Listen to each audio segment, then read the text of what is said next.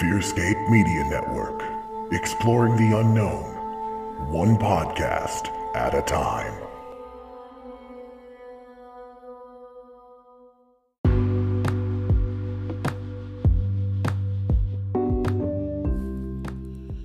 Hey everyone, Josh here from FearScape Paranormal Podcast. Have you been to our website, FearScapePodcast.com? There you can check out our store with all of our awesome t-shirts, check out guests that have been on the show, listen to the podcast directly on the website, even donate and help us bring you awesome content. Please consider supporting us. FearScapePodcast.com. Hello there, my name is Sam. And I'm the man with no name, Lance Wayne. And we're the hosts of The Antagonists, an all-villain podcast. You can join us every other Thursday for a new episode as we discuss all of your favorite villains from books, movies, and more. Are the villains you love to hate really as wicked as they seem? Tune in and find out. You can find us on all major podcast platforms or join us over on FearScapeMedia.com.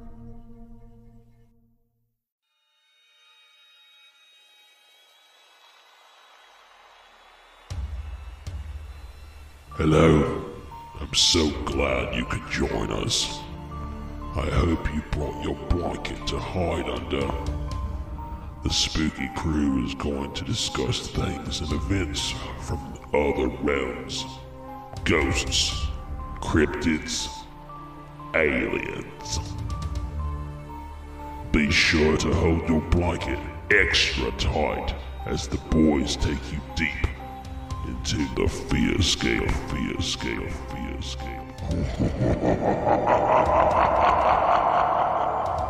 Welcome back, ladies and gentlemen, to another out-of-this-world episode of FearScape Paranormal Podcast. I am your host, Astronaut Stefan Gearhart, joined as always by the, how do I put this? The intriguing and illegal alien co-host of mine, Josh Rutledge. And illegal not because he's from another country, but because he's from another planet called Transsexual Transylvania. Okay. I was wondering where that was going. I really don't want to get a knock on the door by, IMS or something. No, what's funny is that, everybody, I moved to Arizona, of course, and my wife got a job at a place called International Cruise Ship Excursions, and they go by ICE. And so she wasn't thinking about it, and she's telling everybody that she got an accounting job in Arizona with ICE. So everybody's like, what? What do you mean you're working for ICE now?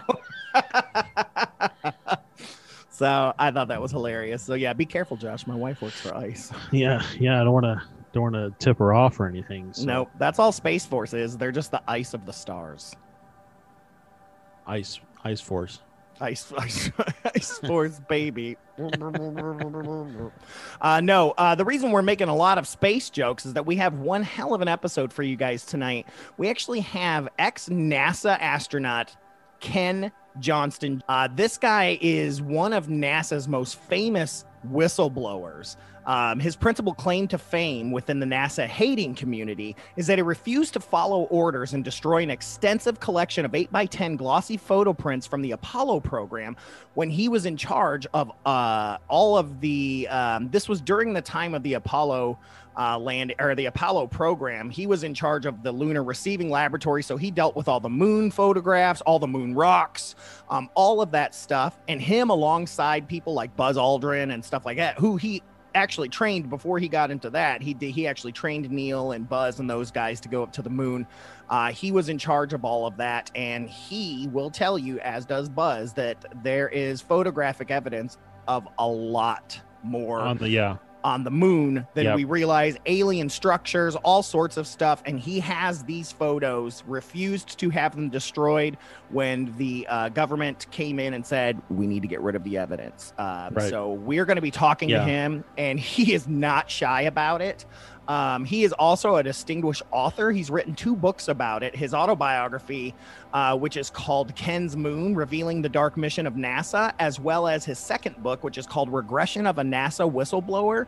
And so this has a lot of selections from his regression sessions that he did, this hypnosis therapy session, as a way to show, hey, look, this is legit, and they did hypnosis, and these are selections from that with commentary. So both of these books are fantastic, and both can be found on Amazon.com. So before we get into talking to Ken, which we actually recorded this a few weeks ago, he's a pretty busy guy, and it was right before I got the COVID, and so, and then with our 100th, all this actually stuff, I think it was like literally the night before you tested positive. I think you're right. Yeah, I think you're right. I think it is because you were just coming back from Michigan, and you were feeling horrible, and you're like, I'm probably just tired from driving, and then foreshadow. So yeah. So we recorded this a few weeks ago, but this is still great, and we cannot wait to share this with you. But we got our show we still got to do, so let's go ahead and move into our first segment, which is the psychic word of the week. And now, the psychic word of the week. Psychic word of the week, as usual, comes from the Encyclopedic Psychic Dictionary from June G. Bletzer, PhD. Rest in peace, Honey Bear. This, of course, was gifted to me by my favorite psychic friend, who is also passed on, Barb, and Barbara Jordan. She was the bomb. Anyways, we flipped through this, and we just randomly stop at a certain spot because we're going to do bibliomancy because it's a psychic dictionary. And so this week, the phrase that I looked down to, which again is odd, is gravity control. So here's what I have. This is what Major Tom was thinking about, right? Yeah, this is exactly what Major Tom was talking about. And ground control. So gravity control says to psychically release the force of gravity in an object or human, move the person or object in a particular direction, performed by intense concentration of the will, intervention of the guides or magical skills, occurs, I can never say that word. How do you say occurs? Occurs. Oh, okay, it always sounds weird to me. All right. It's not a beer. Hey, can you get me a Coors? I'm too close to Colorado, man. It's going to be Coors. All right, so let me continue on. Occurs in an aware or trance state of consciousness. Suggested theories are this. 1, to neutralize or reverse the action of gravity in a person or object. 2, to change the rate of vibration of the object by concentrating on the auric field of the object until the atoms are weightless, changing the object to antimatter. If the normal influence of gravity is removed, the object will then move easily. 3, to change the rate of time flow throughout the substance, which makes a weight loss. 4, to change the molecular structure of the object or body until object or body is invisible in its ethereal form, gravity is dissipated, and object or body rises. 5, to move the matter faster than the speed of light. This takes the matter out of the third dimension where gravity prevails, executed by subconscious mind or guides. 6, to allow the guide to intervene when in a trance state and use body ectoplasm to lift the object or medium in the air. 7, to allow one's guide to nullify the normal gravitational effect and raise the object or medium. 8, this is in parentheses, law of mimicry, to simulate the object moving off of the ground. So quite a bit to unpack there. Yeah. But essentially, basically, what it seems to me is just being able to fly or float is essentially what it all boils down to. And it makes me immediately think of what's that illusionist's name? I know who you're talking about. Yeah, David Blaine. David Blaine. He one of his big things is floating for a few seconds. Like that's one of his big things. So something else that really struck me odd about the opening part of that definition is that it talks about gravity not being like a person or a thing not being affected by gravity, but by it almost having its own gravity. Right. And so makes you wonder if do we and other things have our own gravity, and that's what really helps keep us planted on the earth. And if we could figure out a way to reduce our own gravity, could we in fact levitate or float? I don't know. It also slightly moves into the hollow earth theory, where they talk about in the hollow earth, gravity is lighter because inside produces its own gravity, right? And things like that. And so those that are heavier, and this was in I Remember Lemuria, Richard Shaver, who we're going to be talking about in the next week or so.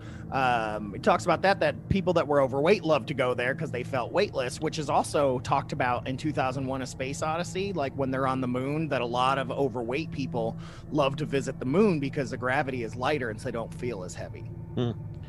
Something else that, and this is really off topic, but that had me thinking today, or I've actually been thinking about it a lot over the last several weeks, is what if Earth is a beryllium sphere? Am I using the right word there? Yeah. Is that what it is? Where it's like a structure built around a sun? I believe so. Yeah. Yeah. So if it's that, and then over the time, life developed on the surface of the structure as opposed to just inside the structure. Mm-hmm. So like, what if our sun used to have a twin star and they built the Earth around the sun, the twin sun? Now we're getting into Tatooine, the double sun there. No, what if we're completely wrong, and no, we don't have our own gravity center? Just some people, instead of having oxygen in their bloodstream, have helium in their bloodstream, or hydrogen. Possible. Or argon. That's why they were the Argonauts. Oh yeah, could be argon, man. Mind blew. But yeah, so essentially she's got different versions using one term for the same thing overall. So essentially you could say that somebody like Superman would have gravity control. David Blaine would then, if what he's doing is legit, is gravity control. Many different things, as well as they talked about the etheric body. Levitation itself is just that's very, very interesting. So all right, well, let's get moving on then, and let's get into a little bit of spooky news, because this one's crazy.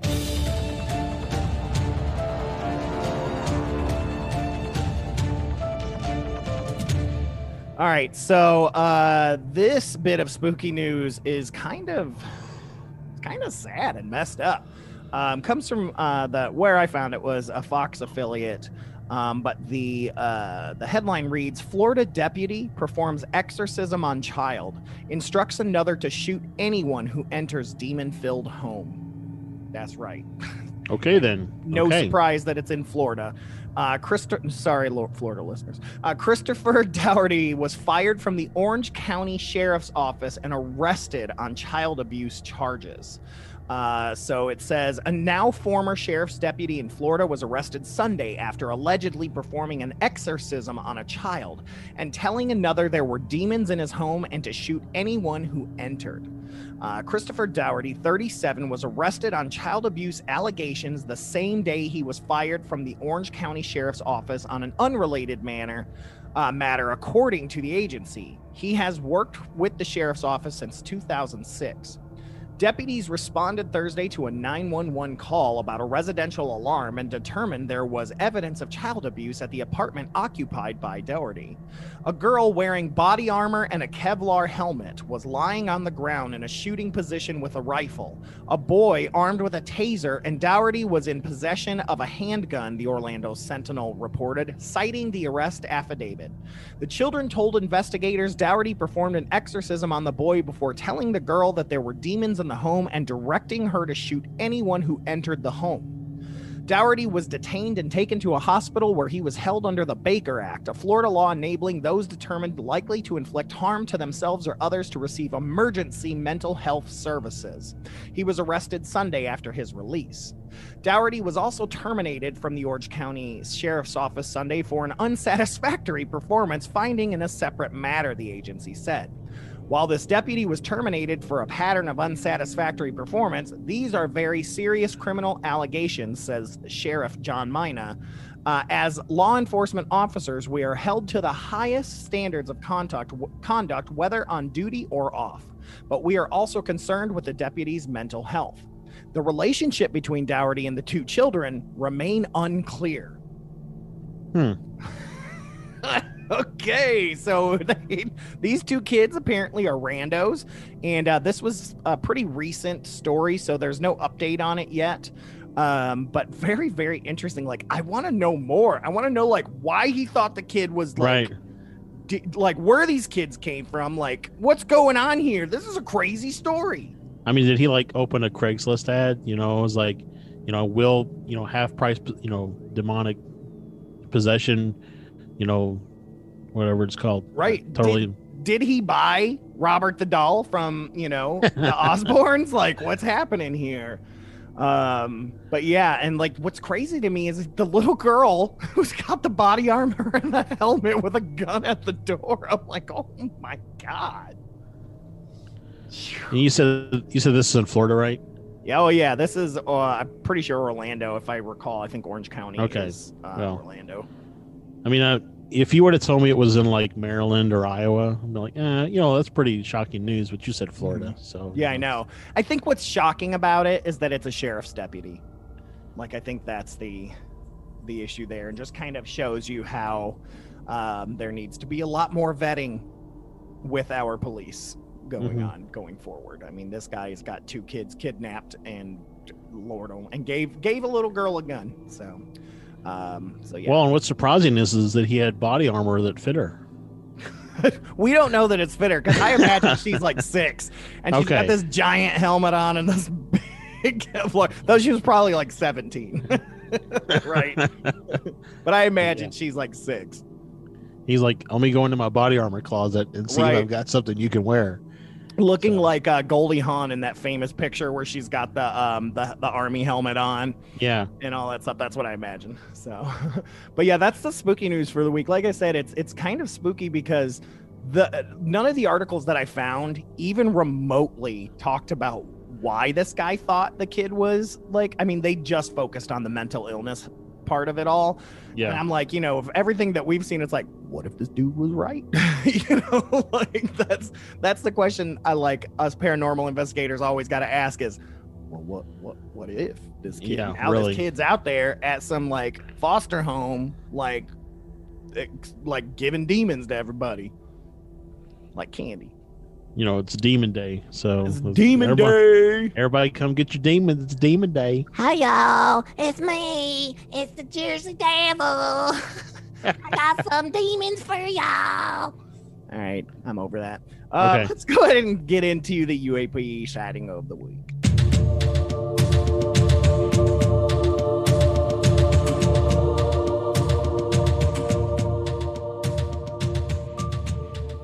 All right, UAP sighting of the week, unidentified aerial phenomenon. What do we got this week, Josh? What have you found on the interwebs? Yeah, so we're going all the way back to Halloween. Ooh, it was so long ago. Well, it was also, you know, the big full moon. I mean, it was a great Halloween. It was perfect Halloween, yeah. So this happened on Halloween night at 7:30 p.m. and this from Cobb Island, Maryland. Oh, so it's from Maryland. So we're like, okay. Looking at the sky westbound from Westmoreland and towards Cobb Island, seeing a large glistening object in the sky, shining about 100 lights all over it. It wasn't moving at first, but as soon as we started videotaping it, it started flying east. Then it completely vanished.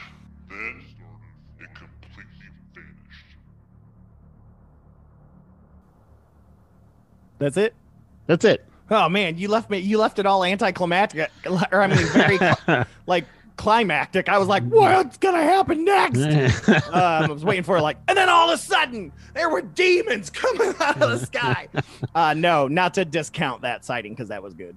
But yeah, that's the scariest part, is when you're watching something and if you see that sucker disappear like we did, like that's extra frightening to me. I actually I saw one. I won't get into a creepy catch up. All right, good, because I don't have any creepy ketchup this week. Right. But yeah, like that's my crazy thing there. It's like, that's the frightening part for me, is when you can't keep your eye on something. Yeah. Like if it goes out of the horizon, it's different because you're like, okay, I'm still flying around. But if it's like blinks out in front of you, it's the same thing with ghosts and spirits and cryptids and things like that. If they just poof out in front of you, it's right. I don't know. There's something extra scary about that to me. But thank you. Is it still there, but you just can't see it? Right. Yeah. It has my eyes like readjusted or something. Right. That's what. Yeah. That's a freak. Or with the UAP, it's like, did it just go into camo mode? Like, what, is it like sitting right above us, but we can't hear it? Quick. Get right. the laser Exactly. Pointer. Get the laser pointer. It's like, and actually it landed in the yard and there's alien creatures walking up to you right now. Yep. So. You just gotta look behind me, man, at all times. Don't trust your camera. That's all I'm saying. I swear, if there was a door back there in your kitchen, I would totally get Sarah to come in one day dressed. Well, there's a door right here. I know, but you'd hear her coming in. That's true. I love her. All right, since you got some creepy ketchup, let's go ahead and move into creepy ketchup. Creepy ketchup. Creepy ketchup. Y'all, it's creepy. All right, so like I said, I'm surprisingly, I've been really busy this week though too. We've been finally kind of really legit unpacking, and I started a new job and things like that, and so things kind of got really busy. So I've just been kind of like, all right, let's put this box away and go to sleep. So not really had a whole lot going on. Just a lot of beautiful. I'm really digging Arizona. I've said it. I have not seen any UFOs since that one we talked about. But what do you got going on? So I went to pick up my kids from school today, and that is scary. It is, because it's like a nice calm day, and then I gotta go get my kids. But so I was sitting in line, just listening to the radio, and I see this like, I don't know, I'll say craft because I'm not really sure what it is, but it's this blackish craft moving across the sky directly in front of me. And it doesn't really look like an airplane. It doesn't really look like a helicopter. I rolled my window down. I couldn't hear anything. To my knowledge, no one else in line saw it or acknowledged it or anything. And so I just kind of tracked it across the sky. And it was really good because there were clouds behind it. And so like you could clearly make it out as visible across the sky. But like, an airplane has that, that signature, the tail right on an airplane. And so if you see a side profile of an airplane, if it's a small plane, you see, sometimes the wheel sticking down if it's something, or at least regardless of what it is, you see the tail. I saw no tail. And again, black craft against a white backdrop that was a cloud. So I tracked it across the sky and got to a certain point and it disappeared. It didn't fly in behind a cloud because there was no clouds in front of it. It just disappeared. Couldn't. I tried, like tracking the path where it was going to see if it would reappear. Nothing. It just vanished. And we do get a lot of buzzards out here, so I thought, well, maybe it was a buzzard, but it was like flying a really straight line, and honestly, it looked bigger and farther away than a buzzard. So. Interesting. Yeah, I don't know. I pulled up my little airplane app and I couldn't find anything that was close to where I saw anything. Actually, I got the two airplane apps. I couldn't find anything. So I don't know. I'm going to chop it up to either an undocumented airplane that I just couldn't find in the app, which, I guess if it's like a government airplane, maybe they don't submit their transponder Yeah, that's something we haven't information. thought about. Yeah. So it's either that or, truly in a UAP. Yeah, that's like the Mandalorian. He doesn't submit his transponder either. That's right. Yeah, he does ping though. If he has to. He does ping it. Yeah, it's making me think because I'm near the Luke Air Force Base here. I'm not near it. It's legit on the other side of town. But it's like I see a lot of stuff, and so now immediately my first thought is this military stuff, especially after the Phoenix Lights episode, and they talk about how the Luke Air Force Base and all those say, oh, it was the blah, blah, blah. But it's like the last 2 days I've seen a number. I think my wife and I saw like 5 helicopters, like military helicopters flying in formation together. But like on my side of the town, same thing. We saw like 3 sets of jets because they were in pairs, flying and stuff like that. And so, but again, military, desert. Right. So it's like I can't say anything. I just, I don't trust the Air Force anymore. Not after everything we've been learning. I don't trust you guys. Well, and again, I mean, I feel like I remember, I think I said this before, but it's really odd that the new UAP task force is stood up by the Navy. Now, I understand for anybody that's a Navy person out there, the Navy has a lot of airplanes and stuff as well. So, but, so I mean, that would make sense to investigate, but I just think it's still odd that it stood up by the Navy and so many of these things are seen around the ocean. It's like, are we looking in the wrong place? Mm-hmm. Should we continue to be looking in the oceans to see what's there? I think I read somewhere that like 1% of our oceans have been explored. Yeah, something. It's a single digit, whatever it is. Yeah.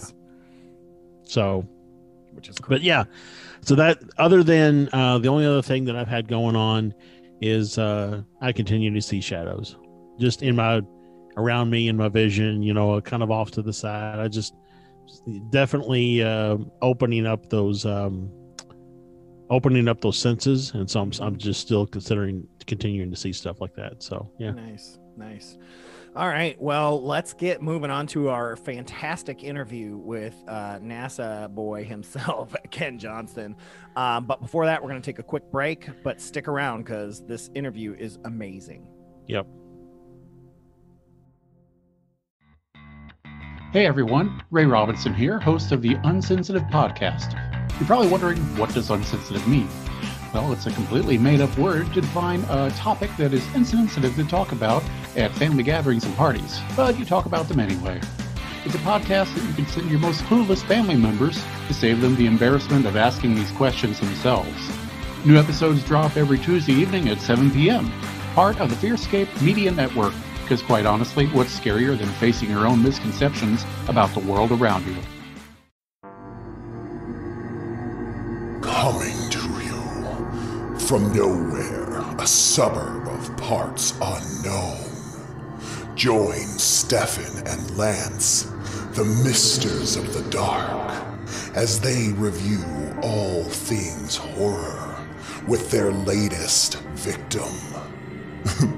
I mean guest.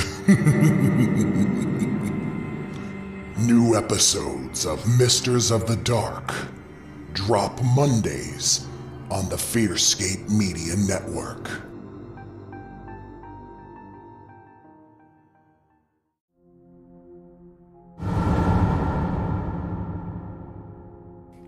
All right, we are back, and we have Dr. Ken Johnston, former NASA Apollo program test pilot, author, Marine, just cool guy. We're going to be chatting with him, and so Ken, thank you so much for coming on the show and getting on to FearScape to share your story with all of our listeners out there. No, I appreciate the opportunity. And unfortunately, there's not that many of us still left around here, is there? So I'm only 77, so I'm still young. Yes, that's for sure. Well, that's, age is just a number, right? So that is correct. Well, so first of all, I am completely geeking out a little bit because I'm a huge space nerd. As am I. I thought I would never talk to an astronaut, let alone have an astronaut's contact information in my phone. So I'm a huge envy right now. I mean, my dad is retired Air Force. He was big time, always talking about NASA and stuff like that, and all the different programs, and he remembers all the Apollo programs and everything. So I'm really geeking out over that kind of stuff.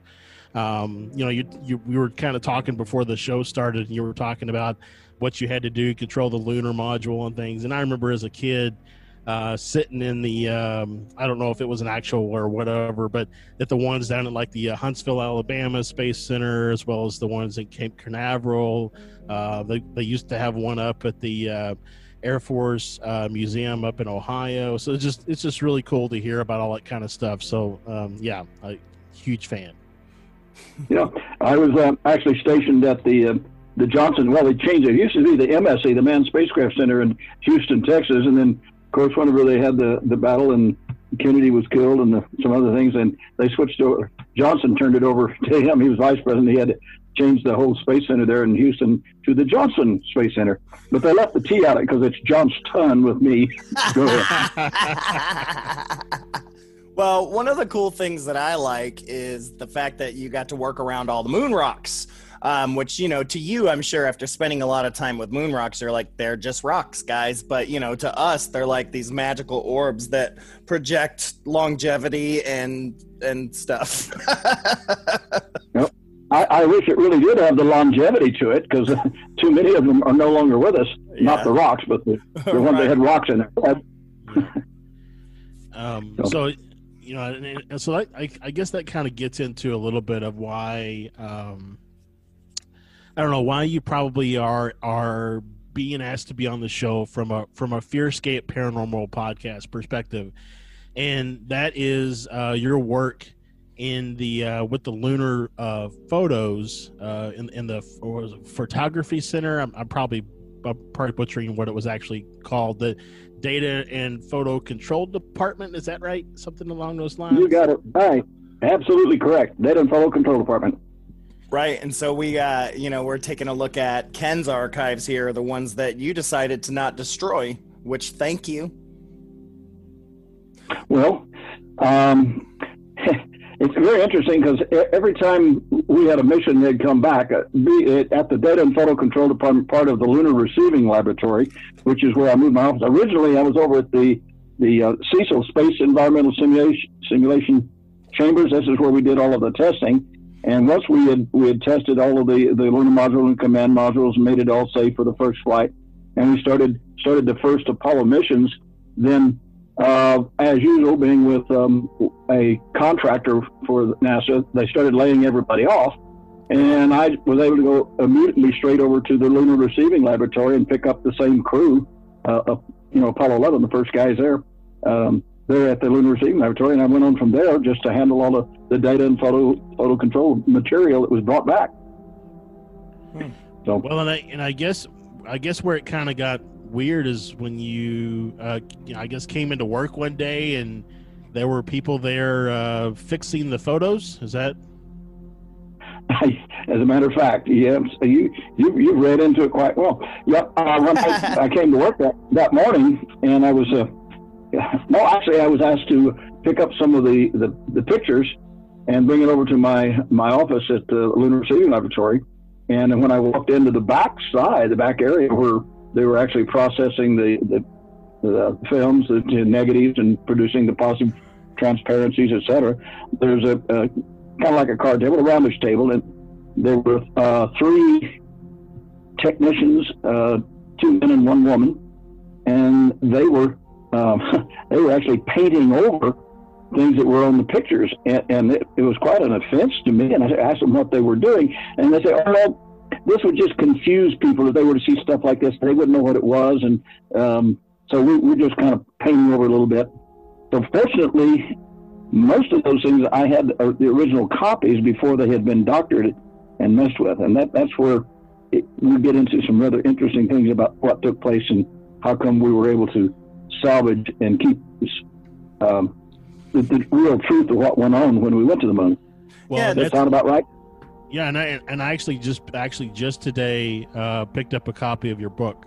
So hopefully it's supposed to be here Friday or Saturday. I'm hoping I can read through it. But when I read about what the book, kind of the synopsis and everything, that's where I really was interested into. So the people, I guess if I were to say from a skeptic side, the people who believe that we didn't actually land on the moon and that the space program was all filmed in a Hollywood studio, which I don't know if anybody has seen the episode of Mythbusters, but they actually disproved all of that stuff, that it couldn't have happened that way. Right. But if you believe all that, then somebody could say that they were fixing those photos because they showed that it was actually filmed in a Hollywood studio. I'll be happy to jump in on that, as a matter of fact, because let's say the people that were attacking, that saying, oh, you know, you faked it all, et cetera, my first comment to them was, first of all, you weren't even born when we did this. And what the reason why that they started messing with some of the pictures, this was the inside part, is that some of it was confusing, because they'd already proven that, based upon UFOs, et cetera, and things like that, that people, remember the one where they talked about that a saucer landed and everybody panicked and everything, and they were given directions that, hey, you don't come forward and say one thing that we actually made contact or that they were there. So the decision was made to doctor up the pictures that were brought back that showed evidence of the existence of other intelligent species in this universe. So it's kind of a tricky little thing there when you're looking at the actual pictures and you're looking at and people saying, well, we never went there. Well, and I used to get with some people, they start saying, and I would show them the pictures and we'd go over it, and I'd ask them, well, so you're going to say that this isn't real because you just decided it isn't? And they would usually shut up and back up. Well, that's what I was told. I said, well, I wasn't told. I was there. Okay. Yeah. So I got to admit, I had not heard. You know, you just dropped a little nugget of information there, and I just kind of walked on past it. But I had not heard the story about the UFO landing and us not talking about it. No, I kind of, you glossed over that. No, there was no. Well, no, I take that back. We did have one mission, and now that I'm going to have to say this so everybody that is here. I was involved in a car accident 2 years ago where some people rear-ended with me, and it has affected my memory just a little bit, and so I may get off track, and you guys kind of bring me back on, and I'll try to keep it going straight. Okay. But okay. Yeah, what were we talking about? You can leave that out. About okay, yeah. Come on. No big deal. We were just talking about the people thinking it was fake, and and you had said something about a contact on the moon. So, but yeah, and I actually see when I was over at the Lunar Receiving Laboratory, I had direct access to the original printings of all the negatives, and there were actually occasionally we would see something that there was off in a distance. There was a craft that was the biggest one was where the crafts were sitting on the rim of this the giant area there on the moon. One of the, what are we going to call it? What it's called. Anyway, you could see the actual spacecraft there in the pictures. Well, those were the ones that got painted over, but yet I had those in my laboratory, my offices there at the Lunar Receiving Laboratory. Wow. So there's we humans on Earth were being observed and watched while we came out in our spacesuits and went around, picked up lunar rocks, etc., and did the complete process. There were cases where their craft actually landed on the rim of the big giant crater that they landed in, and unfortunately, if I had known that, I could have refreshed my memory and pulled up my pictures and being able to take a look and remember the particular crater, so people might want to know about that. But we've gone over it many times, and now so many of the people that were involved in the Apollo program have gone on to another dimension. That's when we say they've all passed away.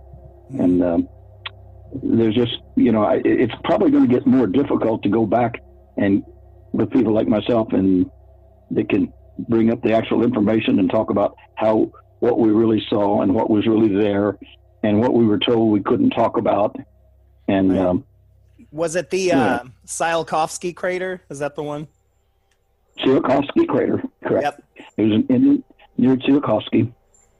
And so that happened on several occasions. And then there was times when we were in the lunar orbit where we were being tracked and followed. And that was one of I'm trying to think, the trick comment that was made from the crew inside the spacecraft back to mission control, basically said, yep, they're out there. That's about as far as they can talk because it's being monitored all over the world. The communications coming back from the moon from our signals and stuff. So had to be a little careful about what they were saying. Right.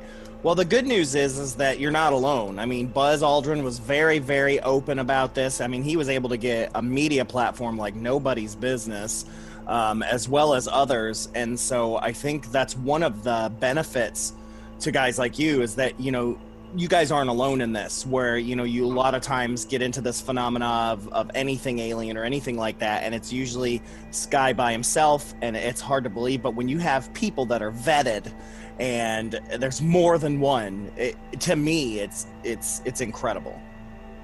Well, yes, and Buzz and I have been together numerous times. I was inside the lunar module during the training, helped train him how to fly the lunar modules. And the spacecraft we used was called LTA-8, Lunar Test Article Number 8, and inside the vacuum chamber Chamber B at Johnson Space Center.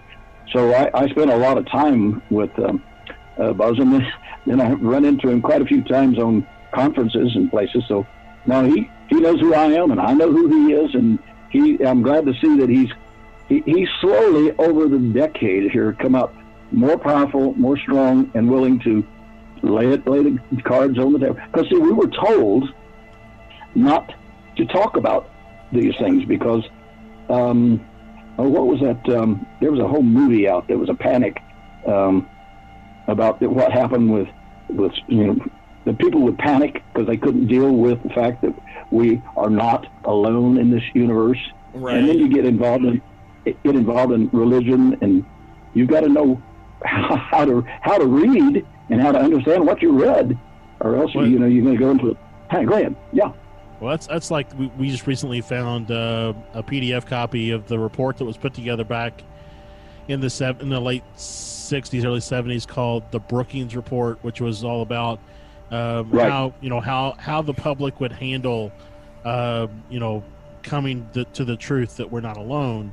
And basically, it lays out and says, don't tell anybody because we can't handle it. Right.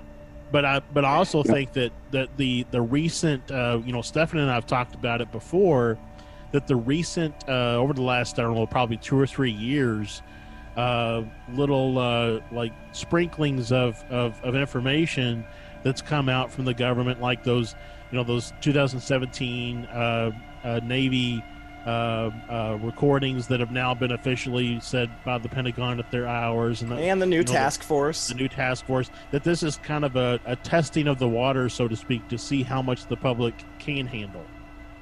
I agree with you completely, and that is absolutely true. That the majority of the people, unfortunately, the way the Brookings was handled, they just about waited till everybody died away. Yeah, right.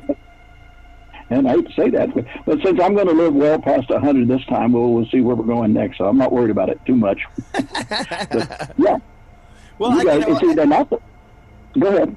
Oh, I was just say, and I know a lot of that stemmed from, at least from what we've read, the War of the Worlds incident where people panicked. But the truth of the matter is that if you really look into the research of the War of the Worlds stuff, it wasn't as big of a panic as history has made it out to be.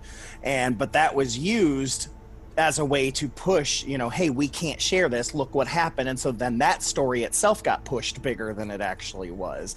And really, at the end of the day, it's about secrecy. And during the Cold War, it was even more so about secrecy. Absolutely right, and that is that's the way it was handled, and because at the time there was the Cold War, and it was the big race against with Russia and their program, and who was going to get there first, and we've lived through some. My age group has lived through a lot of crazy stuff, and you guys are trying to figure out who was telling the truth and who wasn't. So I'm glad you're aboard. We are definitely aboard. I mean, we are 80s kids, so we saw the fall of the USSR. I remember that. So this is all still a lot fresh. And, my grandfather, I'm sure your dad, Josh, and people like that have been talking kind of this stuff for a long time. And it's has been an easy transition for us to get into the things that we've got into. And then the more and more that the people we're talking to, the things that we're reading, we've been reading a lot of John Keel's books and just a number of other books that all seem to kind of fit this narrative as well, you know, especially when talking about, you know, these groups of people that were in charge of deflection, so to speak. Right. And we were advised about what we could talk about and not talk about. So that's kind of where, and then you run into the situation like I just said, that people who would like to have talked about things have passed away. And Buzz, I'm really delighted. Buzz is now come even forward again. You know, he sort of at various times has leaked out a little information here, a little more information there, and now it sounds I haven't been in direct contact with him in about 5 years, maybe 4 or 5 years. Anyway, now it seems to be that since the people are now able to handle what Brookings was concerned about, I think we're going to start seeing direct live contact. After all, you're talking about the aircraft that are the Navy pictures, whatever that one was. Yep. They've been. So we're really at an interesting time in exposure to reality. Oh, we'll leave it sure. at that. Yeah, I mean, with Lou Elizondo and Tom DeLonge and those guys and their History Channel show Unidentified, I mean, they are really pushing this into the mainstream.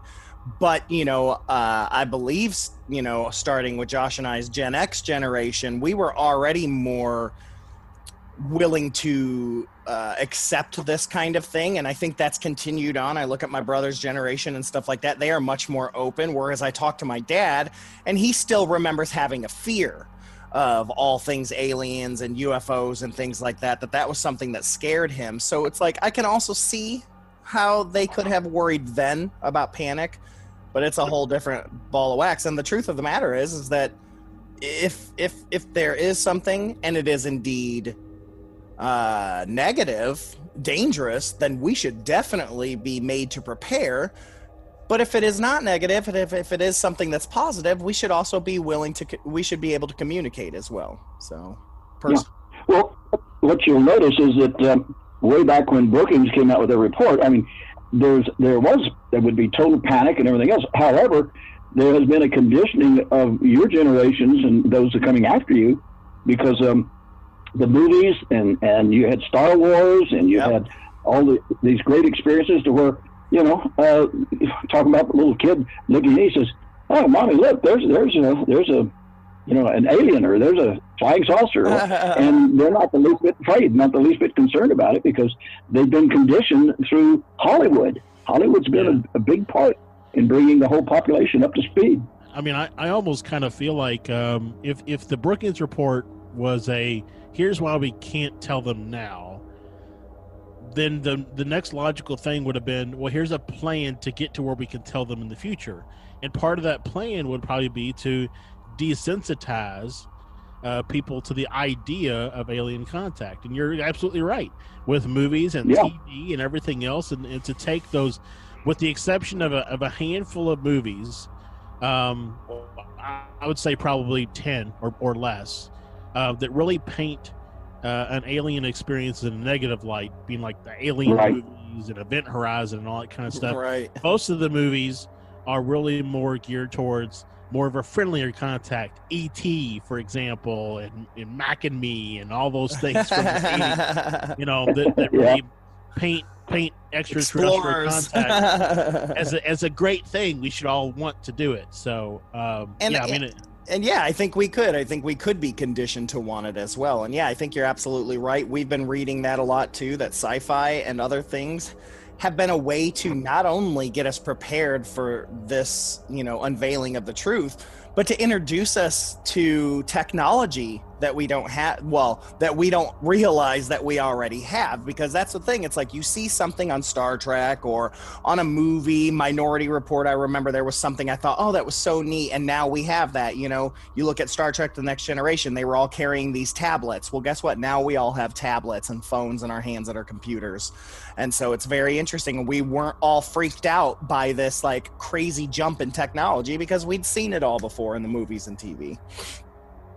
Well, and that's the way that they've conditioned the population all around the world, is through Hollywood and the movies and videos, to where your generations and all that, a big deal. So that look out at the stars at night. I mean, you think of those billions of lights and things, that there's not some intelligent life somewhere. Right. So it's not a scary thing for your generation. I mean, back in mine, they panicked. Well, I think I even set out one day and I figured out, you know, of course all we have is estimations at this point in time, but how many estimated stars are in just the Milky Way galaxy, and of those estimated stars, how many probably have planets that could support life as we know it, and then how many galaxies there are in the universe. Again, estimations, but just with that number alone, if 0.1% supported intelligent life, that's still like 50 billion species out there that Isn't that the truth? Yep. And we assume that they would have, that they would have fallen along the same evolutionary trajectory as us. We don't know. Their planet could have started sooner, especially if they're further away, from the Big Bang or things like that, or that maybe the resources they had on their planet allowed them to move quicker, or their brains were more adapt than ours, right? So we've got to stop comparing everything to us. Well, and again, absolutely. And again, this is based on our understanding of what life is, right? So, we're carbon-based life forms, but what if life is, I don't know, some other based life form? Gaseous. Yeah. Well, and Hollywood has helped a lot, because they've had intelligent beings that didn't look much like Earthlings. So, the kids nowadays, they can look at something that's really strange looking to us older folks, that, oh yeah, that's kind of cool. That's my friend, Right, yeah, and you started to see a lot more of that in like the late 60s, early 70s, where these aliens went from just being us in different uniforms to being creatures that look differently. Of course, they ended up being bipedal for a while, but even then that expanded, and then, they changed to maybe it's a creature that doesn't have a mouth, so it could speak telepathically and different things like that. Hollywood has done a good job to show that anything's possible. Yeah, and I'm sure that there's information about how they made contact with Hollywood, and the decisions were made to condition population, the species of humans on the planet, to realize that we are not alone in this universe, and it's about time that we wake up and start looking, because we're making progress. Either they're going to find us or we're going to find them. Well, I'll tell you what, I'm ready. I'd like, if they want to land in my front yard tomorrow, that'd be fine with me. I'd like, I'm ready to meet something and have an exchange of ideas, as long as, of course, that they don't want to come and conquer our planet. Then I would not want to meet them. Which is what I think we would do, which is why I can understand why the government would think that every species that's out there would be invasive like that, because that's what they would do. Unfortunately, you're absolutely right. Yep. So, and while you were talking there, I was thinking about the fact that, well, maybe if the alien that was coming there was really good looking, you might have a totally different attitude. Oh, I know. Let's get the Amazon women on Venus or whatever. That's what they're always looking for. There you go. There's always some Venusians out there. Well, we have made progress, haven't we? We've made progress that way. So, and right now, I think we're in I won't call it the final phase. We're in the strong phase of full disclosure. Yes. And from a few sources that I still have, they're in total agreement that even the government, the bookings is no longer what we're trying to use to control. And now, but the question is okay, is it going to be exposed just like wham, here's the truth? or has it been leaked out? Well, it's been being leaked out over the last 40 years. Yeah. So now we got to start to fill in the gaps of truth of what was being, because let's face it, the guys that and now the ladies that have been in space and space stations, and they've had craft that have come along and tracked along the same patterns where the space stations were that we've had out there. So we've been dealing with contact and leaking out the information to the public to the point where now it's ready to go for the big push. Yeah. I'm ready for that's the. I like that term, the big push. I'll go for I like one. that too. I like that too. And I agree. And I think that there has been a leak over the past 40 years, and then I think there's been a counter leak at the same time to push fake things and to do things to get people scrambled and the such. And that there is, and other authors purport this as well, but it's like, yeah, there's real information that's out there if you know how to look for it, that has been leaked over the years. And then there's a lot of mumbo jumbo as well. So I'm very excited to see we're moving towards a more legit, and I think this new task force may be part of that. I think Lou's TV show is part of that. Being able to just being able to speak to somebody like you is a part of that. Yeah. So, because obviously you're still here. They didn't lock you up in some cave in South America. No, but sometimes they kind of threaten you about keep your mouth shut. Which was what I was going to ask next. So it's an interesting lead-in because, yeah, that's the thing. I mean, that's incredibly brave because NASA, as much as it was a civilian organization, let's be honest, it was very much a government organization and tied very much to the government. And that had to be frightening to make the move that you did to push the truth and to do that through all these years. And now, was there ever an official don't do these things, like an NDA or anything like that, or was it always just a suggested thing which gave you the wherewithal to push it out? It's usually always been verbal in conference meetings and things. Okay, now this you don't need to talk about this stuff, and let it go at that. Now I appreciate what you're saying in my group, my generation, and all of it. And what happened with me is that they came out and threatened my character, did everything in the world to try to make it appear that that I'm a wacko nutcake. They do anything to try to shut us down. Or when I say us, I mean those that. And I'm really delighted to see Buzz Aldrin has even pushed even further. Yeah. So I'm not alone anymore. Yeah, it's fascinating because he's not just at UFO conventions or things like that. He's on, the late shows and mainstream media getting that word out there, CNN, everything. It's impressive. And I feel like, because he's that dude you just don't want to mess with anyways. So, like, he was kind of a good guy to put out there. Yeah, he really is. He's a very strong character. How's that? Yes, it's exactly how I feel about it.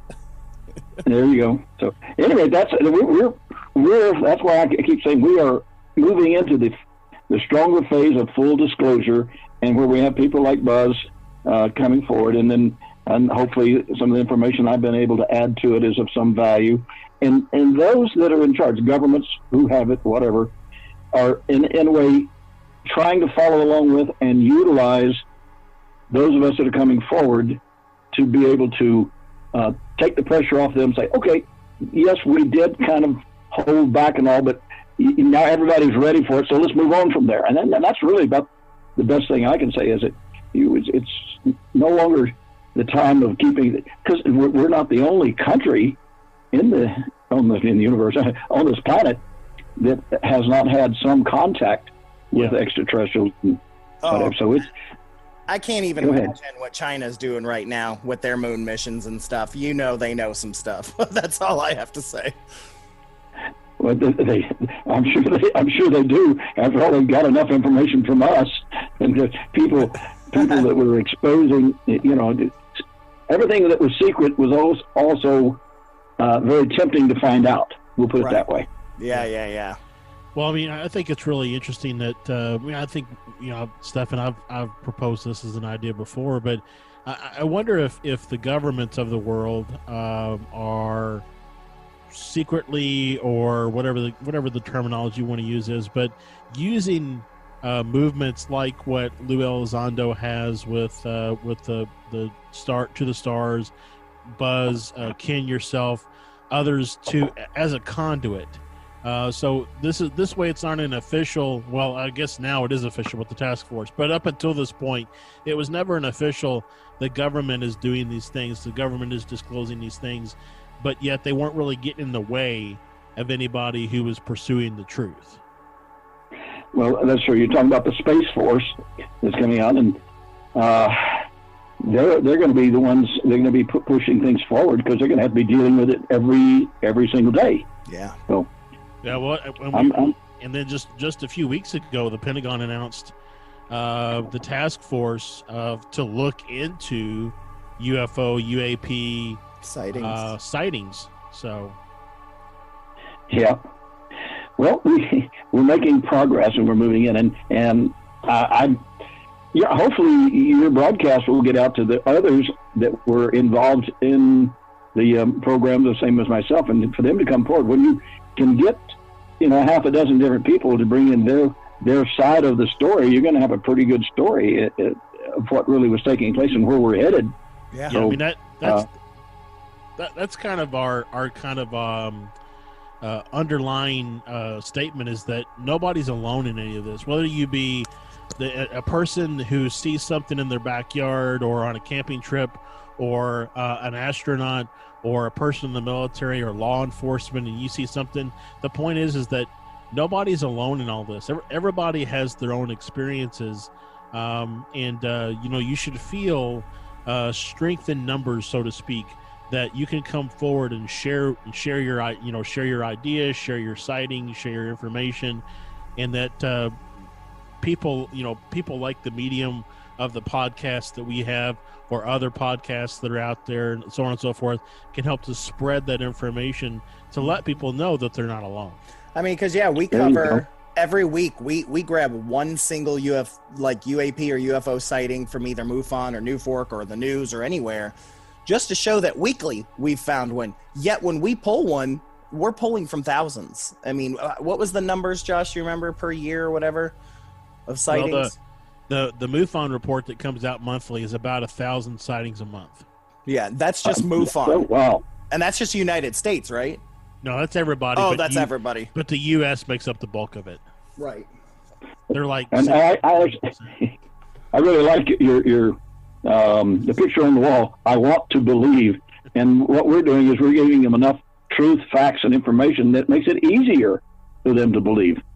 Yes. You're going to talk about the religion conflicts problems. Mm-hmm. You're going to go that line. Yeah. Well, and I don't know. I don't want to necessarily trample on anybody's religious beliefs. I just want to say that for a lot of people, it's really easy for you to believe that 2,000 years ago a man lived who was a son of a god, with very little physical or real world evidence to support that notion. However, today we have 1,000 UFO reports a day or a month, but yet it's so difficult for so many people to believe. Yeah, it's interesting. Yeah, and that's sad. And I did go through that same phase after we did the moon and the programs and all that, and things started shutting down as far as NASA had so many thousands and thousands of people involved in the program. And then I took a tour, going through a theology and becoming an ordained minister, and then having to deal with how does it all fit together, and what am I challenging? And I was able to then take a look at it from the standpoint of religion as well as scientific. And that's just where I'm at now. I made the full tour, but I had to go through that. Yeah, it's interesting because there seems to be a split of people that have that think that it enhances their spirituality and their beliefs, like that side that says God is so big, why would he stop here? Why would he create such a big universe, et cetera, et cetera? But then you have the other side, which is like, no, we're it, and that scares them that hurts their own belief system, and you know, people as well as the higher hierarchies of both. But yeah, we're starting to see a lot more religions come forward, especially religious people saying that, yeah, this fits that, and they're okay with that if that happens. It took a while, didn't it? Yeah. It has taken a long time, but we're there. That's why I really get excited over talking about this, is because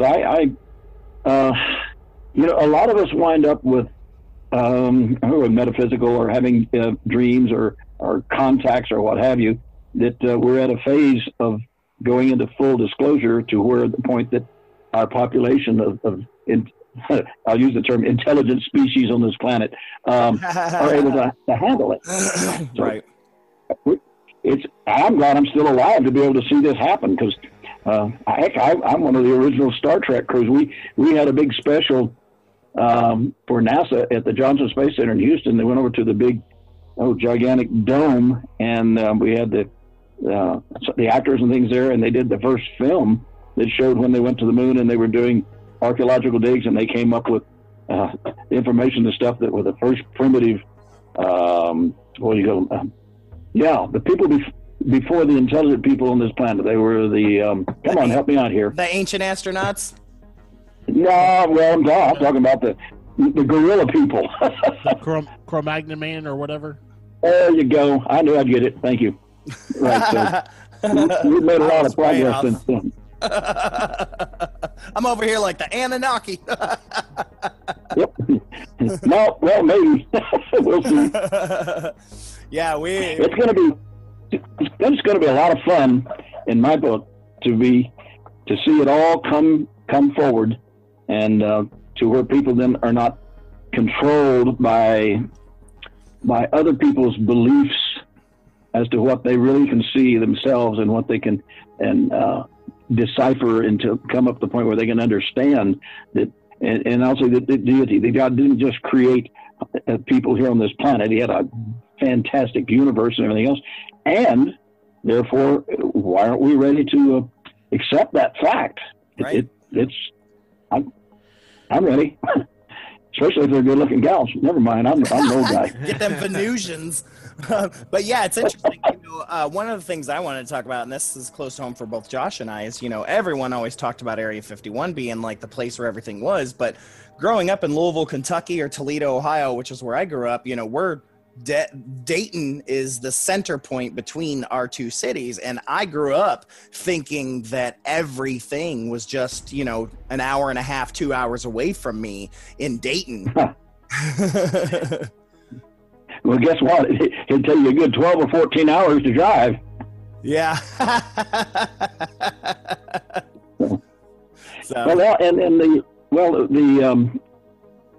Out there, Roswell is always an interesting place, but that goes outside from the land. What gets me is how well contacts have been controlled and shut down, and now we're just now finding them out. And fortunately, there are a few people still alive, and we go back to and getting some of the documentations and paperwork and things.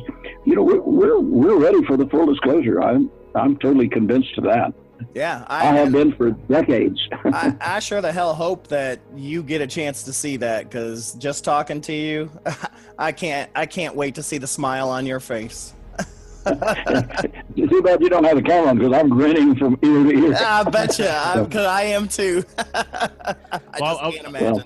I was going to ask you, have you yourself ever had a direct contact of any sort, or seen something not in a picture or anything like that?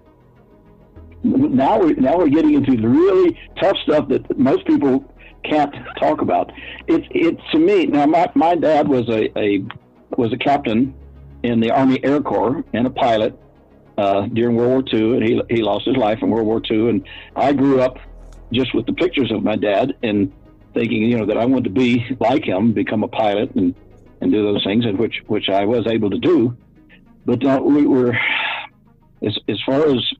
Well, I'm getting a little off track here. You guys can bleep it out now. Where were we headed with this thing having to do with contact? There you go. Mm-hmm. Okay. So my mother married an Army guy back from Korea, TC Ray up in a little town named Hart, H-A-R-T, Hart, Texas, and that's where I grew up to start with in there. But there was a part in my life where I would get dreams that would keep me going and involved directly with extraterrestrials. And there was one day in which I was gone, and I've had hypnotist therapists and things put me under and go through and come up with the stories, which I haven't come forward with much, but where I was abducted and taken and somewhat trained. It was kind of a payback for the life, where I'm now at a point where I can come forward and they can say, well, that takes care of Ken. He's going wacko on us. But no, I'm not alone. I'm not alone in having actually had contact with the extraterrestrials, and I feel comfortable with the different species, because they're not just one particular species of extraterrestrials. As you were talking, billions of stars and planets around stars. It's be kind of foolish to think that we're out here still alone, and we're not. We're coming forward now. Well, and so, one of the things that we've even stumbled on to lately is the idea that we're not even alone on this planet. That maybe there's a previous intelligent civilization in the millions of years that this planet has been, around, or billions of years this planet has been around. That there's other intelligent life that lives maybe underground or something that has basically done a really good job of eluding us over the years. Well, yeah, and you have both the good and the bad involved in that. So, what the TV channel that we're getting all the time, to where you can, what's the not the Houston channel, it's where they're showing evidence of extraterrestrials or like the Gaia? Intelligence. Yeah, that's good. But at any rate, that's where it helps us all take a look and realize that we are not alone in this universe, and that, yes, they have messed with us as we have matured as a species, and we've had chances, and you're going to go back to the flood and all this other stuff, where we've had to start over. So we're at a point now for the intergalactic contact. Wow. So I'm ready. How about you guys? I'm definitely ready. Yeah, I'm ready, and I'm just soaking it all in, because it just, kind of verifies thoughts and theories and things that we've discussed. Josh and I have just gone very deep into this stuff over the last 6 months, and it's just very convenient, the people we find to get on our show by happenstance, and that these things kind of fit that narrative, and we don't even intend to do that. It's remarkable. Well, it's great that you've got the program where it is allowing those of us that are still around that can make that final jump.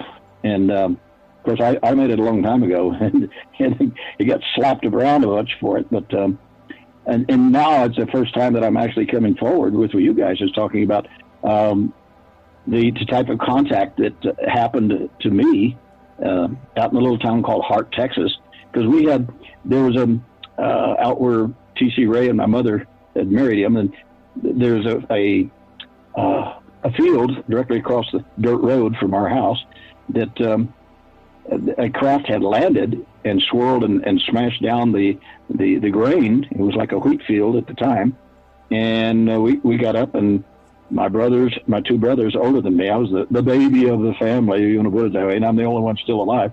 Anyway, we were going out to the field because the neighbor had called TC, stepdad, and told him, there was a big thunder and lightning, and it looked like something landed, or something was out in the fields from you.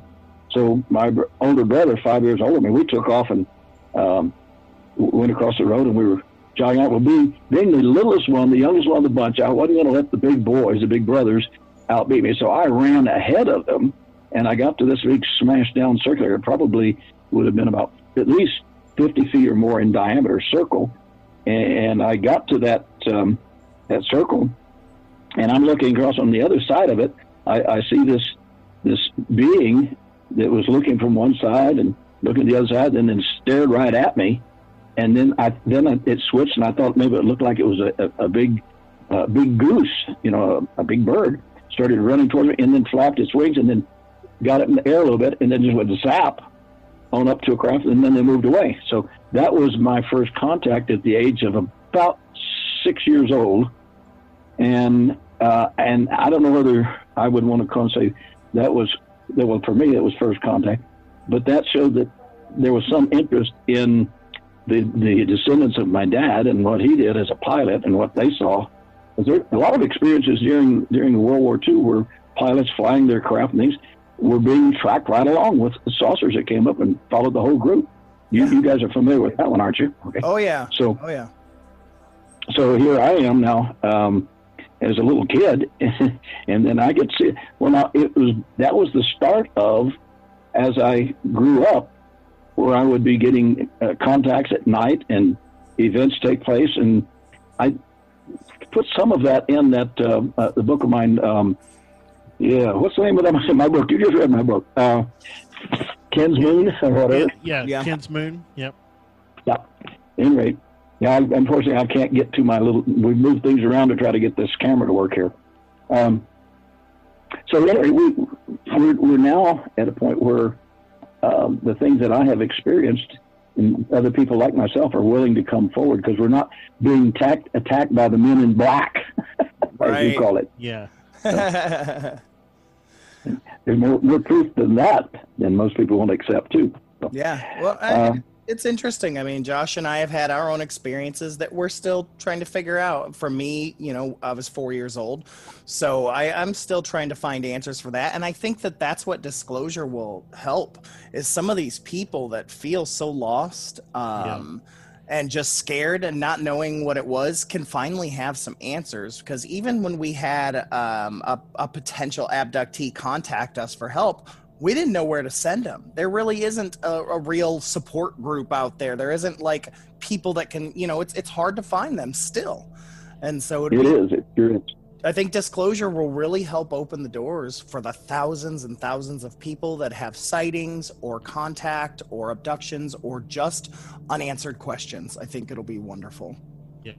I absolutely, totally agree with you. And I guess that's kind of what we those like yourselves that have had that experiences, and that I have, those that are willing now to come forward, and we're not being. It's part of the whole plan of disclosure and bringing our whole worldwide population up to a level to where they can accept it, and so that and in reality we're following bookings, right? Whether we liked it or not, we had to wait till we're at this phase of the game, if you will. And of course, I'm really having a lot of interest in research and things now. And looking back at, I hope we don't have another big flood. I hate to have to go and start this all over again. Well, with the way the glaciers are going and the ice caps, who knows? It might happen. I've always thought, I never thought that the flood happened very quickly. I always thought it was very slow and deliberate. So the end of an ice age into a tropical age. Well, it's moving. We'll see. But for myself, I'm very pleased with the fact that we are making progress, and that it is time now for full disclosure, because we as an intelligent species, supposedly intelligent species, that we're ready to take our place amongst the universe of intelligent beings, galaxies wide, etc. So, the movies, Star Trek, but Hollywood always had to put all the negative and the fighting and the killing and all this crap and stuff. But if you look over that and you look through that and you look at the fact that, you're making contact with other intelligent. And the other thing is, are we that young? Or are we the older bunch? One of the older. Didn't even think about that. Yeah, much like the Gaia series, Deep Space, we consider that up time as is there this secret space program that has been working in tandem in this intergalactic league for a long time, that part of what disclosure will be showing our active role already in it all. That's going to be interesting with the secret space program, because I'm a total convinced that we have had and still have a secret space program that's going on. Agreed. And that was all part of, even from the time of the end of World War II, it was going strong. Yeah. And I think that I think, as I was talking earlier about how I was only like 6 years old whenever we saw the crop circle and saw the thing there. And then there have been other times in my life where there have been missing time, missing experience, and where I go, wow, when did this happen? You know, you're trying to put it back together, because, and then if you actually, through hypnosis, etc., can go back and open up the events that took place while using the term abducted, maybe not as good as you might want to say. You were how would you say, you were chosen or what have you, that people can say, oh, there you go, you're getting really weird, because of the family, the experience your family's had. Extraterrestrials know who we are, know who you are, and they know what we can handle, and it's all a part of using each of us to come forward what we're doing right now and make it clear that we're ready for the full disclosure, and I am pushing for it.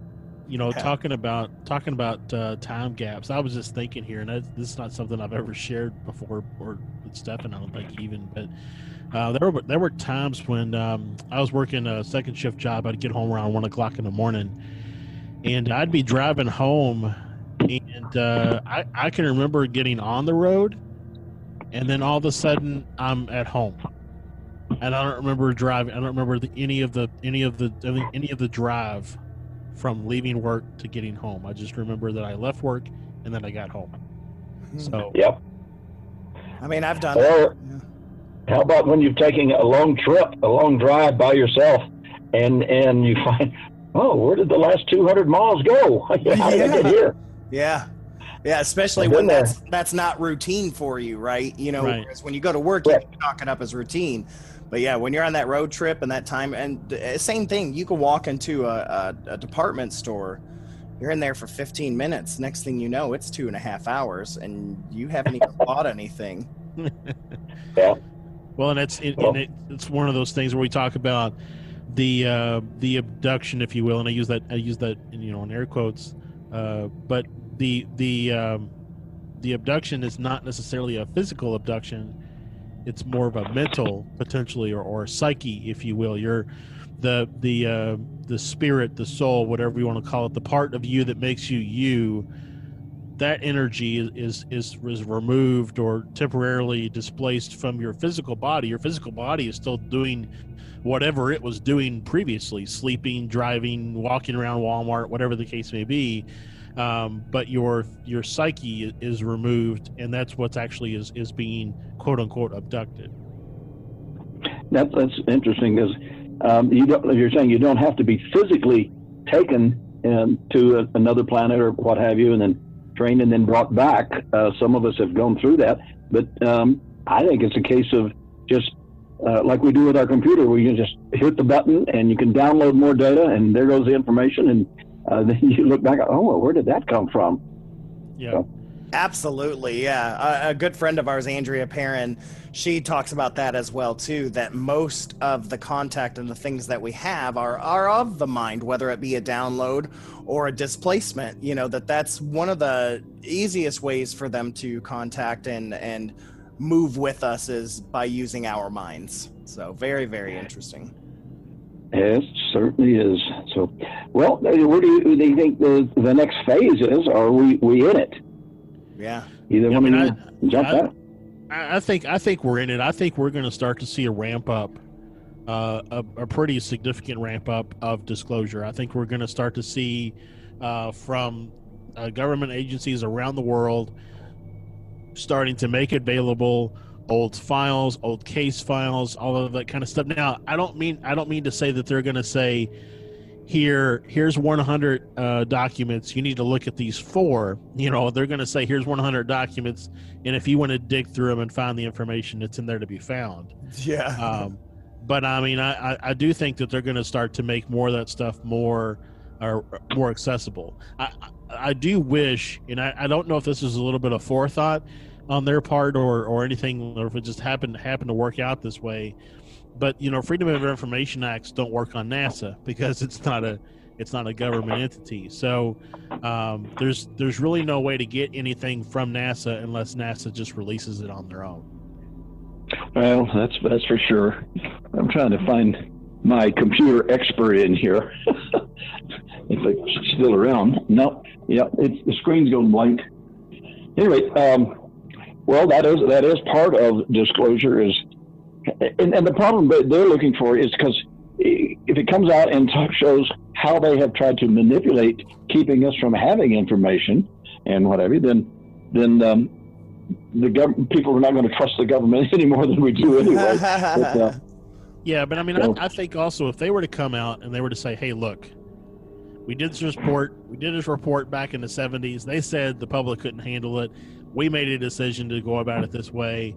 We understand at this point in time, we don't need to do that anymore. So we're just going to let you have it. I feel like most people would accept that. They could just blame it on Nixon and they could get away with it. Well, now here I was going to bring up our current president. I think he's probably in a position where he would come out because they're already trying to attack him. So it's tough. The worldwide governments. I don't think I'd want to be in the politics. Stay out of it if I can. Not at all. So I got my computer expert. My wife is what is the term we call a geek? Oh, yeah, my wife's a brilliant geek, and I just got in trouble. I got the eyeballs that time. So if it's got an engine or a system to it, and I've got controls, I can probably handle it. But when you get into all of this digital stuff that goes haywire, then I don't. Like I say, that my screen went away. I don't know what you guys look like. You probably are aliens, aren't you? Maybe. I mean, maybe. Could be. Could be. So anyway, but okay, yeah, I'm on.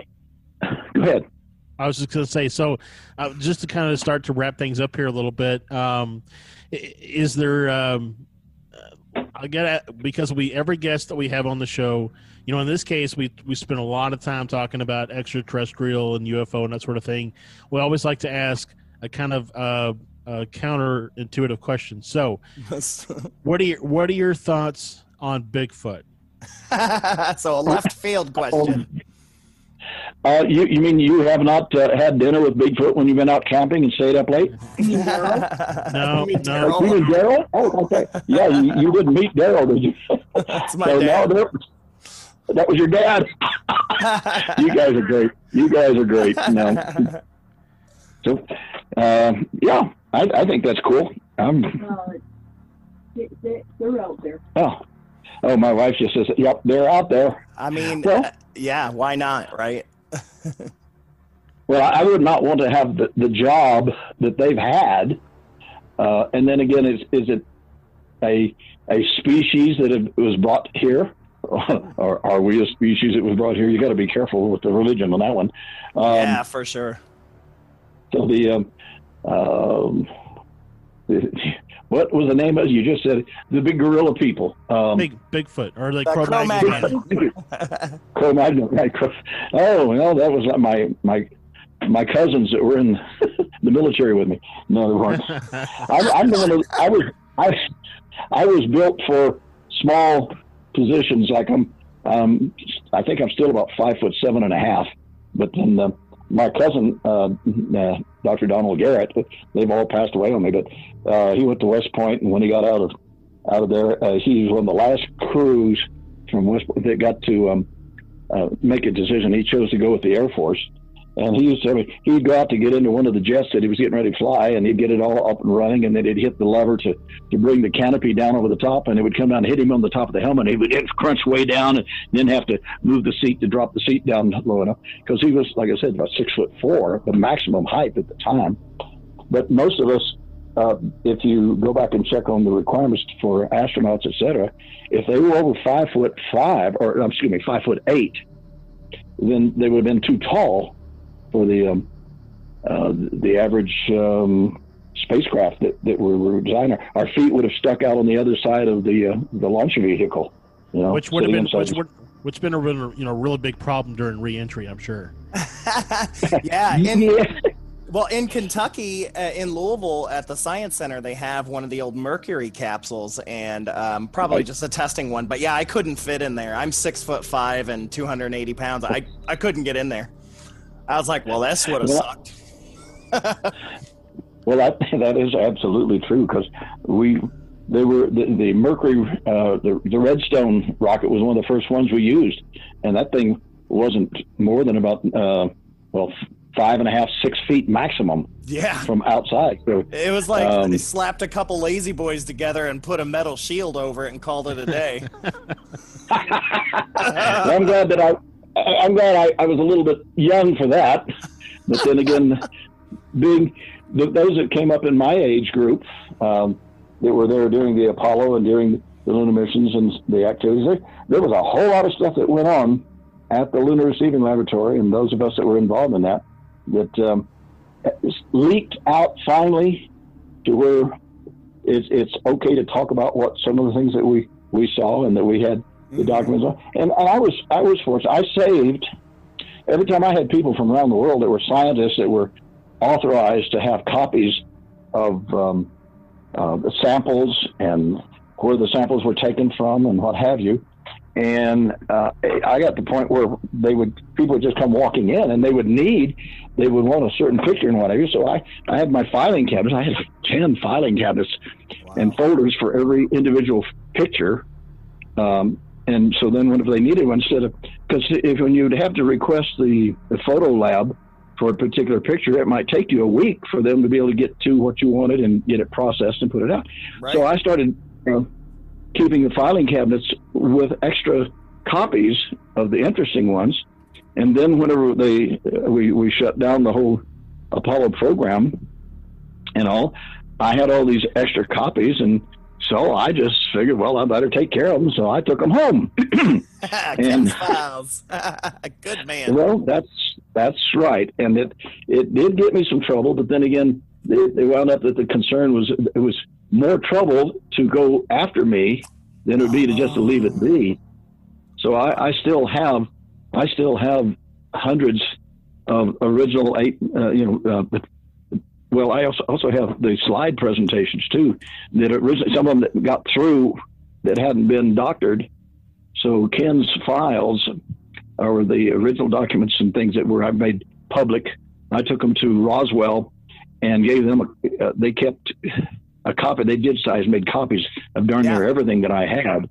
Yep. So that actually was the only way I could be safe, is to come forward. And so the answer would be if somebody said, well, what did you guys do to Ken? And no, nothing. Nope, we didn't do anything. Yeah.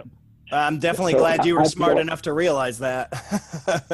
Well, that's true. And well, thank you. And I've kept, because I've had them out to a couple of the sources, and every time I get them back, there's always some still missing because everybody wants to hang on to something. But I still have a pretty good original files, and people make contacts and they'll come visit me and they want to see the real things. And we're talking about 8 by 10 colored prints and as well as black and whites that have aged, but the information I kept them in, most of them inside of document protectors, so they don't have the oxygen to deteriorate the chemicals and things, pictures. So that is what has kept me alive or kept me in trouble. Both, I think. Well, Ken, I really, again, want to thank you for being willing to come on the show and talk to us today. Thank you for sharing all of the information with, when you were with the the Apollo program, as well as your own personal experiences when you were younger. It really means a lot. Yeah, it does. To me, as an additional, I might have my own sightings, and again, but to be able to hear from someone as I guess established as yourself, and still have your own contact story. So thank you again. Yep, thank you so much. Thank you guys for having me on, and hey, let's get together and come by and check out Ken's archive. Yeah, absolutely. That sounds great. Thank you to Ken Johnston. Thank you so much to his wife for helping him get all going and everything like that. Just helping him out there. We are so appreciative. I also want to thank my brother, Dustin Whitman, for the contact. They used to work together in the Civil Air Patrol in Albuquerque, New Mexico. And what a great connection for my brother to remember that he had that connection. Here we are 2 years into the show. But I appreciate that, Dustin. Thank you for sharing with that, because we have now found a great friend in Ken Johnston. And I'm telling you, Ken, when I get out to Albuquerque, I'll be giving you a ring. But yeah. Well, and you know, something that Ken really said that I really agree with, and it's really, you've seen it true with that show, Disclose. No, that's not right. What's the show? Undiscovered. I always try to say the wrong word. Thank you. No, I'm with you all the time. I want to say it too, because every freaking alien UFO show is called Undisclosed. Right. So but or I want to say Uninvited, like. But yeah, so that show, you know, with Lou Elizondo and those folks, they have so many people that came out of the woodwork from the military and civil law enforcement and stuff like that. And, you know, Ken really encouraged people, you know, as a NASA employee to come out. You know, if you have sightings, if you've seen things, Mr. Aldrin, if you happen to be listening to the show, we'd love to have you on. So absolutely. Anyone, especially with some clout from being from NASA like Ken was and stuff like that, we would love to have you on the show. We believe you, and you know, we want to believe you even more so. And if not us, reach out to Lou, reach out to those guys at To the Stars Academy, because you know they can put your story on a national stage as well. So, but I mean, you know, it makes me wonder, even if they were doing all of that stuff for the Apollo missions back then, what are they doing now for the Mars? The Mars photos that get released? Well, and one of the cool things is that Ken, you know, was trying to get into that Mars program. You know, he wanted to get on Mars, but essentially they said he was too old for that. But you can actually go to Mars. What is that? Mars-1.com. And I think there you can search Ken Johnston and see his video application, which is really neat. I highly recommend checking that out. Also, I wanted to one more time push his books, Ken's Moon, as well as Regression of a NASA Whistleblower. Both of those are available on Amazon. And then he also has a blog spot page. It's Ken Johnston srmedia.blogspot.com, and it talks a lot about all the stuff that he's seen and stuff like that, and it has links to all of his books and projects, and he's got some evidence for a base on the moon, and I mean, it gets really deep into some stuff. I highly recommend, or just Google his ass, because he's everywhere. So but he also I believe he has a son whose name, like, I think Ken is a senior and he has a junior, so just be sure you're looking for a senior, not junior. Yeah, so Ken Johnston Sr. Make sure you definitely check that out. But yeah, give him all the praise. Get those books, because they're really, really cool. There's just some phenomenal stuff, and he's talked about in other books as well. So you know, get out there and research this stuff. Whether you believe in this or not, take a look at this and see what you think. See if it changes your mind. I mean, it may not. I mean, you know, Johnson's part of the Sacred Mysteries video at the Smithsonian. So if the Smithsonian thinks that he's worthwhile, he's been on Gaia. I mean, he's all over the place. Yep. You know, he's still out there pushing this stuff, and he has never changed what he says. I mean, and he hangs on to this proof. He doesn't publish it because he doesn't want anybody to manipulate it in any way. But when you see him at cons and things like that, he does presentations where he shows all this stuff. So we highly recommend you research and take a look into Ken Johnston, please. So, but we got to get out of here. So that means it's listener story time. Listener story. Yeah. Ooh, nice theme song. I like that. Oh, listen to the listener story. It's spooky. I added tears. That was the bridge. But I said a few weeks ago that a friend of ours from college, Mel Vogt, had sent us a few stories, and we would be going over those over the upcoming weeks because, you know, her first story she sends us, she's like, I don't have anything. Oh, I guess there's this small thing that was stupid spooky. And then she's like, yeah, that's all that ever happened to me. And then she sent me 2 more stories in, actually 3 stories in. So here's another one of her stories, Mel Vogt, and it's going to be read by me. I think I did the first one. I'm probably just going to continue to do all of them.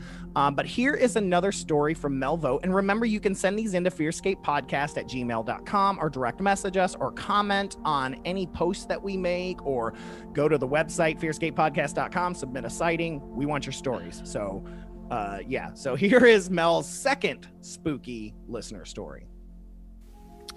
I just remembered I had another story. This one was in college. I was up late with some friends one weekend.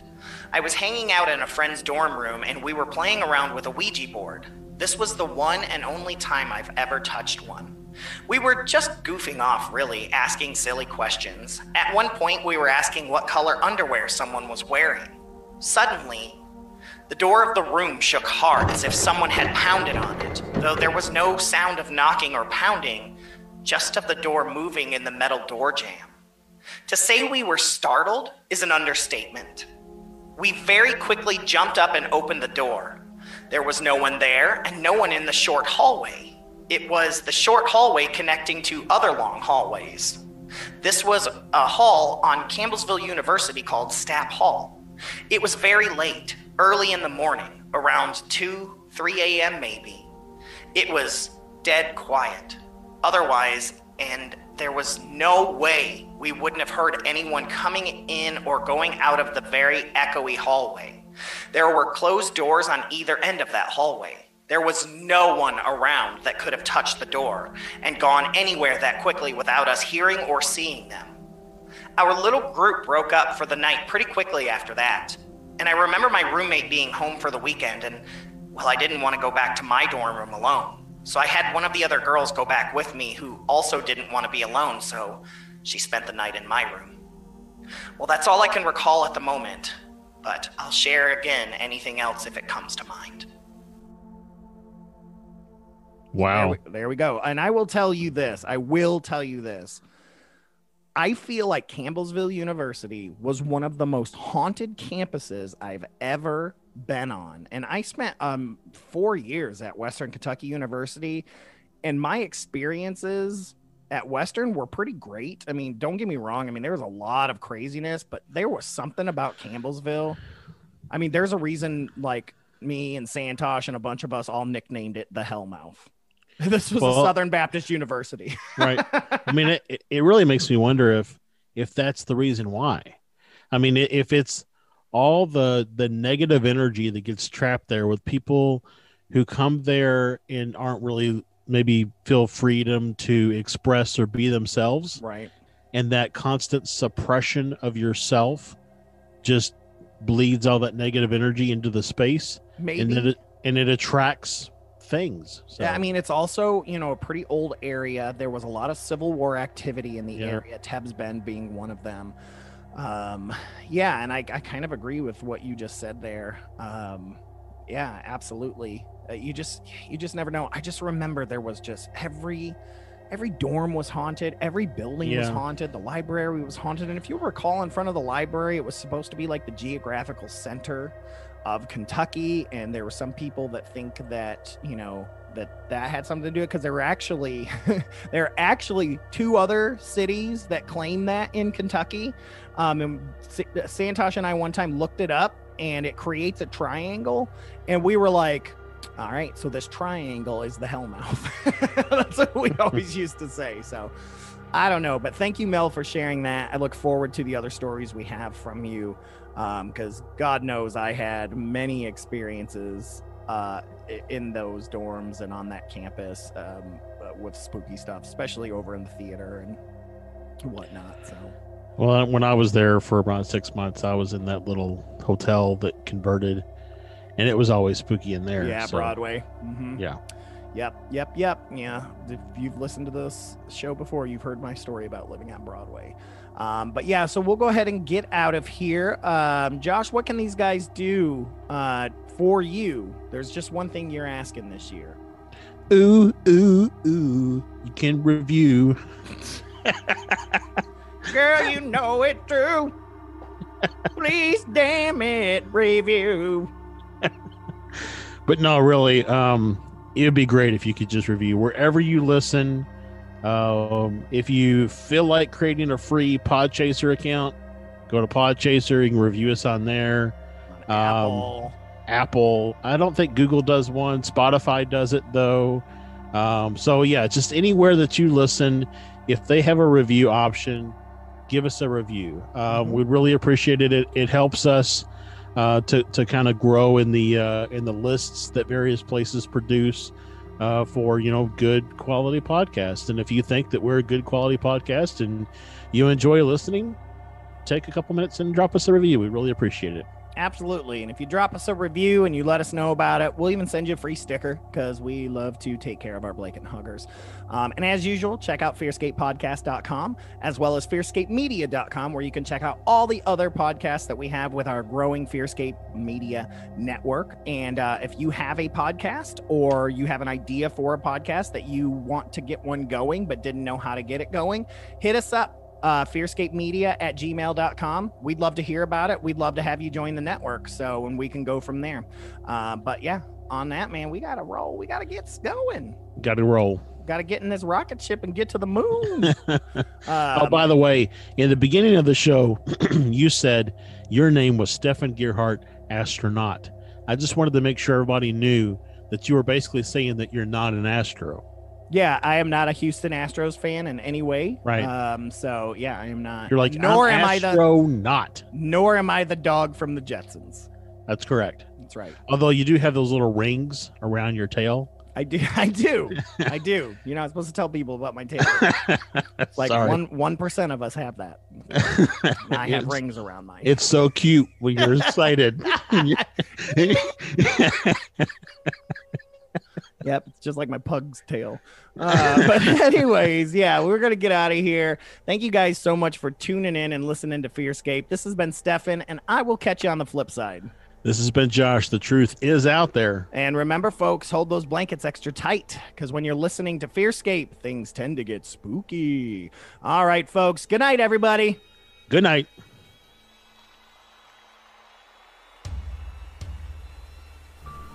I'm so glad you were able to join us for that horrifying discussion. I hope they didn't frighten you too much. Tune in next week for even more research into the nightmarish and haunting creeps and spooks that we tell ourselves don't exist, but we know they do. Make sure you have your blankets, that you hold them extra tight. Next time on FearScape.